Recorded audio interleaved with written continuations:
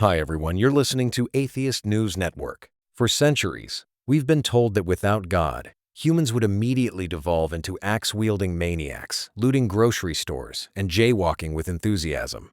The argument goes like this: if there's no divine authority watching from the clouds with a celestial clipboard, why would anyone behave? Short answer, because we're not toddlers. The moral argument for God usually claims that objective morality requires a divine lawgiver. No God, no moral law. But this assumes something odd, that the only reason you don't steal your neighbor's car is fear of supernatural surveillance. If that's true, the problem isn't atheism, it's your personality. Let's examine the logic. If something is good because God commands it, then goodness is arbitrary. If tomorrow God declared arson virtuous and honesty sinful, would that make it so? If the answer is yes, morality becomes divine whimsy.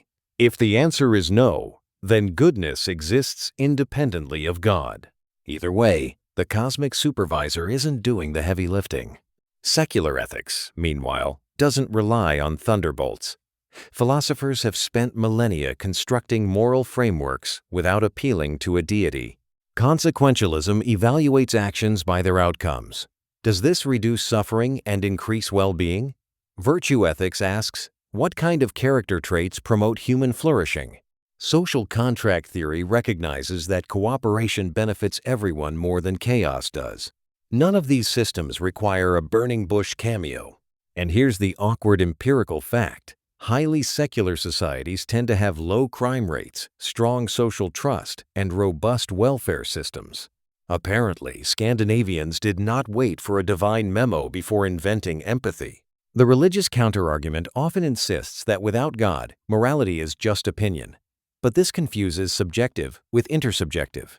Morality can be grounded in shared human interests, our common vulnerability to pain, our need for cooperation, our psychological wiring for fairness.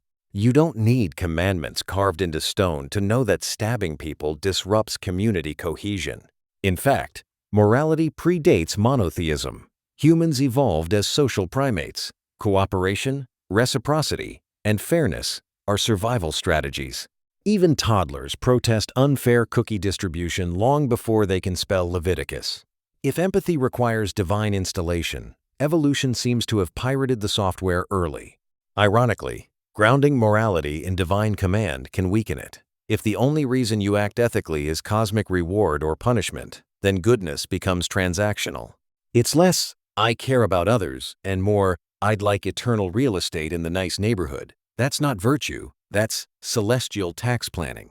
So no, atheists aren't wandering around plotting mayhem. Most of us are doing something far more radical, behaving decently without expecting a heavenly gold star.